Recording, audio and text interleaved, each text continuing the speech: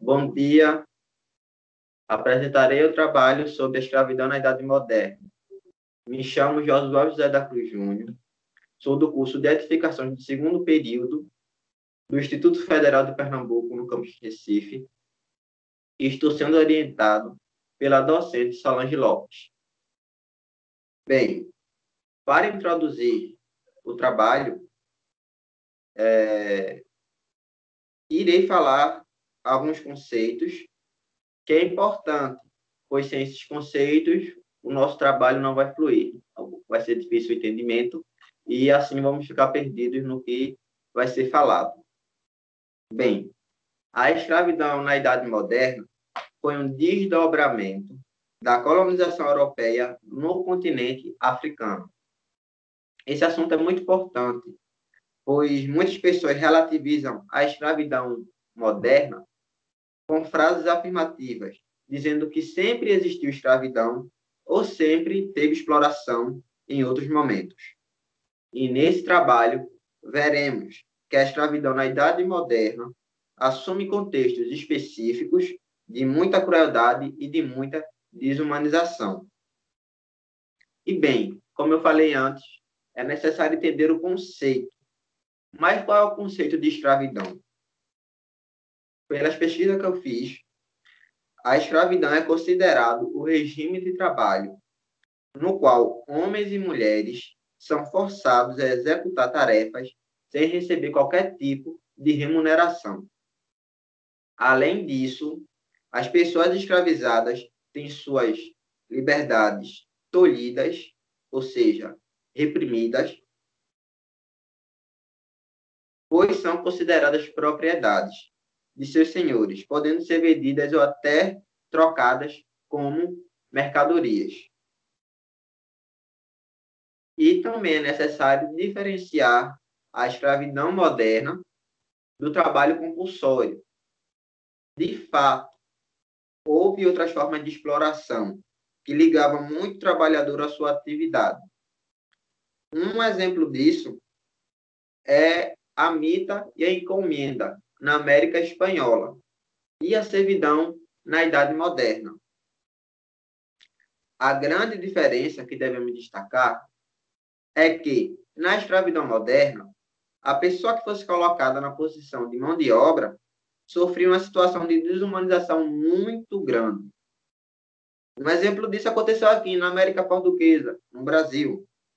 A economia açucareira começou implantando a mão de obra escrava, e com o tempo, os escravos deixaram de ser apenas a mão de obra e se tornaram a base de toda uma economia, a ponto de um tráfico de escravos, de pessoas, se tornar um grande negócio extremamente grande, lucrativo, que rendia muito para as grandes famílias portuguesas e brasileiras que habitavam aqui.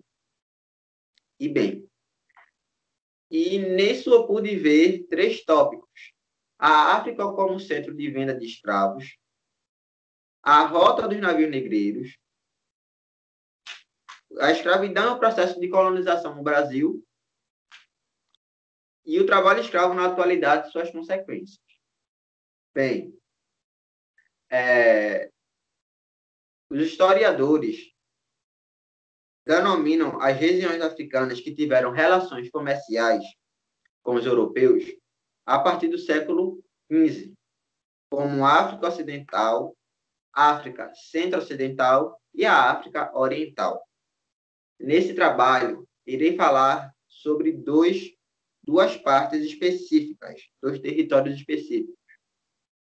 A África Centro-Ocidental, de onde se originou a maior parte dos escravizados em direção ao Brasil, e a África Ocidental.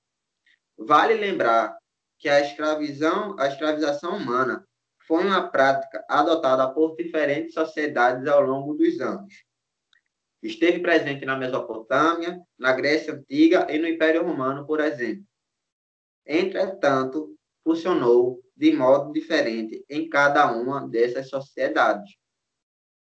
Na África Centro-Ocidental, entre diversos povos que habitavam no período anterior à chegada dos europeus, era comum transformar os prisioneiros de guerra em escravos. A transformação de prisioneiros de guerra em cativos não distinguiam o gênero e nem a faixa etária dos escravizados.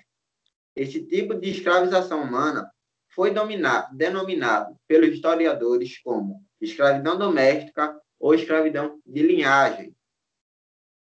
Antes da chegada dos europeus, a escravização na sociedade da África centro-ocidental não estava ligado a comércio com os outros povos. Situação muito diferente do que ocorria em outro território, a África Ocidental. No território da África Ocidental, a guerra e a consequente escravização dos derrotados de guerra se atrelam também ao sistema de comércio pelo deserto do Saara, que fornecerá escravos à sociedade à religião muçulmana.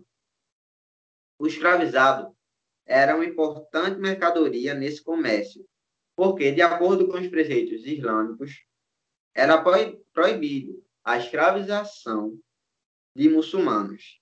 E fica o questionamento, né? Como eles conseguiam esses escravos? Bem, é uma simples resposta. Eles capturavam pessoas dos reinos e sociedades subsaarianas e levavam cativos.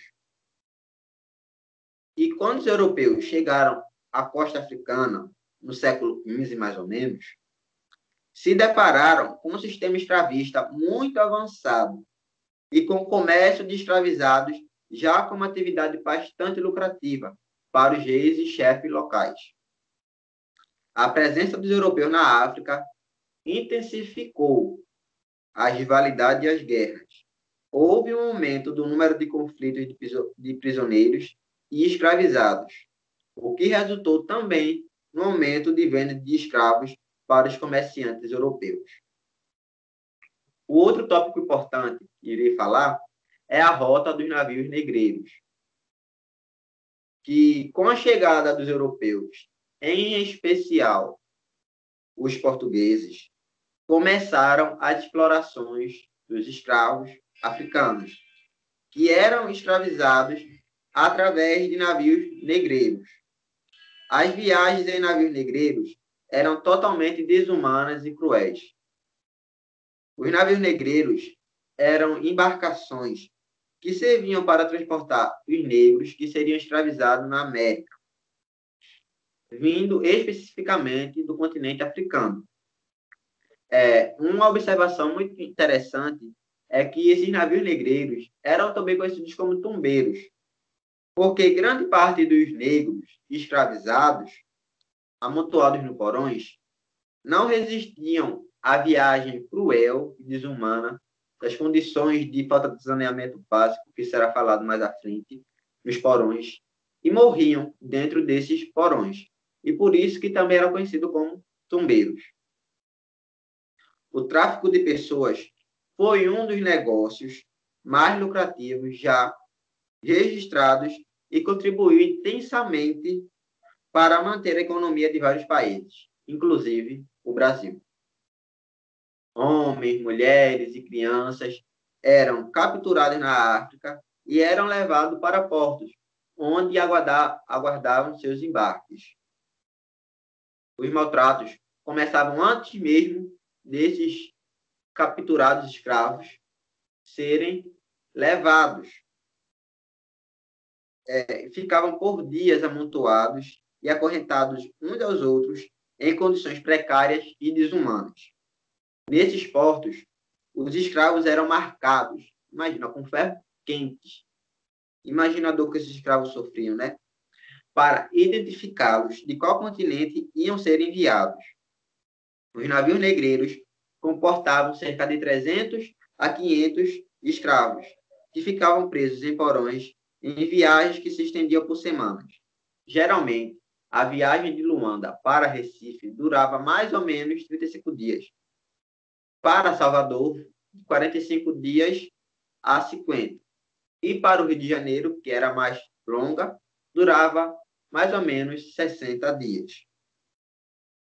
As condições de viagens eram desumanas e todos os registros que existem descrevendo essas viagens para as Américas reforçam isso. O porão no qual os escravos eram depositados era tão baixo que os escravos nem conseguiam ficar em pé. É o efeito armário. Eles dormiam como os livros dormem nos armários. Por exemplo, outro ficava aqui na vertical, na horizontal, e era você que passava por horas. Outros nem dormiam, podiam. Ficavam sempre na mesma posição durante horas, causando problemas nas circulações. Além de falta de espaço, os porões não tinham iluminação e nem circulação de água. E muitas pessoas tinham crises respiratórias por causa do frio intenso ou do calor escaldante. E há relatos de temperaturas próximas de 50 graus. Imagina, vir por uma viagem tão longa e ter que aguentar uma temperatura de 50 graus. A alimentação era escassa, uma refeição contada em única por dia. Os escravos recebiam porções que cabiam na palma de suas mãos, porções de farinha e carne seca. Cada um podia tomar somente uma caneca de água por dia. Afinal, era raridade, né, ter água potável nesses navios. E também não existia nenhum tipo de sistema de saneamento básico. Isso quer dizer que os escravizados urinavam e defecavam no mesmo lugar onde comiam e dormiam. Doenças de todo tipo eram transmitidas entre as pessoas, como, por exemplo, as mais famosas: varíola, sarampo e infecções gastrointestinais. Eram as maiores causas de epidemia a bordo. Após todo esse sofrimento, os escravos chegavam nas terras americanas, descartados do sofrimento da viagem. E para melhor aparência na hora do comércio, ver sofrimento. Além de tudo mais, todo o sofrimento que passava dentro desses navios, eles chegavam nas Américas e, para melhor aparência na hora da venda, os traficantes passavam óleo de baleia para mostrar uma aparência boa ou davam uma dose de conhaque para que os escravos demonstrassem alegria, felicidade na hora da venda. E esses escravos chegavam exatamente para trabalhar nos engenhos de açúcar, que será o nosso próximo tópico: a escravidão e o processo de colonização do Brasil.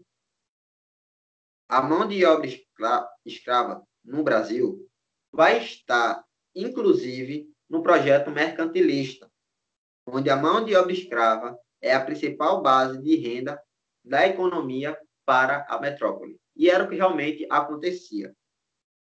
No início, existia a mão de obra escrava indígena, e por volta de mais ou menos 1550, os escravos chegaram para substituir os indígenas na chamada mão de obra. A resistência indígena contra a escravidão foi um fato importantíssimo, pois eles tinham conhecimento da terra e não queriam ser uma empresa, tipo de uma empresa, empregados dos europeus, que tinham que trabalhar de forma escrava. E isso eles não aceitavam, lógico. Outro motivo importante que colaborou para a transferência dos nativos, da escravidão dos nativos para a escravidão dos escravos africanos, foi o papel importantíssimo dos jesuítas, os componentes da Companhia de Jesus, a famosa Companhia de Jesus, que entendiam o indígena como ser puro, inocente, que estavam prestes a ser convertidos, ou melhor, ser catequizados para Cristo. O papel do jesuíta foi de extrema importância, como já falei antes, contra a escravidão dos índios e, como falado antes, o tráfico negreiro foi extremamente de interesse dos portugueses, pois a vinda dos africanos escravizados geravam ainda mais renda e lucro para os portugueses. A rentabilidade do tráfico dos escravos da África justificavam a atuação da mão de obra africana no Brasil. Um fato importante é que nas regiões mais fechadas do Brasil, como os indígenas tinham esse entendimento, tinham um mapeamento mental das terras do Brasil, fugiram. E nessas terras eles ainda continuaram sendo escravos no período colonial e no período imperial. Essa mão de obra africana dentro do Brasil vai gerar uma sociedade complexa, uma sociedade marginalizante e uma sociedade que tem consequências até hoje. Como já dizia o jesuíta André João Antoniu, os escravos foram os pés e as mãos dos senhores do engenho do Brasil. Alguns padres relatam a vida dos cativos que eram capturados, como, por exemplo, citado antes, o jesuíta André João Antoniu, que eram cruelmente violentados à base de chicote, nas senzalas, ficavam na madeira, eram chicoteados por dias, ficavam sem comer, feridos. E para não sobreviver a esses maltratos, os escravos simplesmente fugiam, mas era uma fuga extremamente perigosa, pois eles estavam fugindo dos capatazes e dos senhores do engenho. E as fugas dos escravos foi uma das formas de resistência usadas como forma de defesa, e eram individuais ou coletivas. Os mocambos e os quilombos eram onde os escravos se refugiavam e se escondiam dos capatazes e dos senhores de engenho, como já falei antes.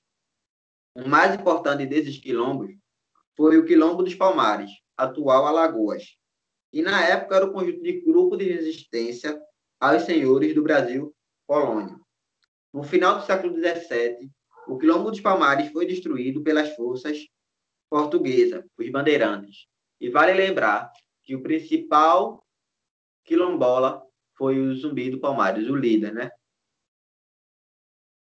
E um outro tópico importante, o último tópico que eu pude ver, e é um tópico muito atual, é o trabalho escravo na atualidade. E, consequentemente, ele tem suas consequências. Consequências ruins, negativas. Todos nós sabemos que a abolição da escravatura aconteceu no ano de 1888, quando a princesa Isabel, regente do Brasil, assinou a Lei Áurea. Portanto, não temos mais escravos. Certo? Errado. Extremamente errado. O trabalho escravo contemporâneo é ainda um dos grandes males que afetam nossa sociedade na atualidade. Entre 1996 e 2013, mais de 50 mil trabalhadores brasileiros foram libertados de condições análogas à escravidão. E o que é considerado o trabalho escravo contemporâneo? É quando o trabalhador tem condições degradantes, péssimas de trabalho, jornadas exaustivas, servidão por dívida, trabalho forçado e até mesmo restrição de locomoção. Pessoas que estão nessa situação, na maioria das vezes, são analfabetas, têm baixa escolaridade formal, pessoas que não têm noção dos direitos civis que possuem, e principalmente imigrantes de situação ilegal. Pessoas que nessa situação extrema, são pessoas que geralmente estão trabalhando na construção civil, na área têxtil e na área rural. Normalmente elas são mantidas nessas situações análogas à escravidão, muitas vezes, por causa, como já falei, né, a locomoção, por causa da locomoção. Por exemplo, uma pessoa trabalha em Recife e só tem vaga de trabalho lá em Petrolina. E a vaga é chamativa e tem aquilo tudo, e a pessoa se sente atraída por essa vaga de trabalho e é levada por esse empregador, e chegando lá, vai ter uma moradia, vai ter uma alimentação correta, mas não vai ter seus direitos. Vai viver presa, literalmente. E dessa forma, esses empregadores fazem que os trabalhadores ganhem um mínimo e às vezes não ganham nem nada. Eles só têm mesmo a moradia e a alimentação. E essas pessoas não têm praticamente direito a nada. Situação absurda, que infelizmente ainda existe no nosso Brasil.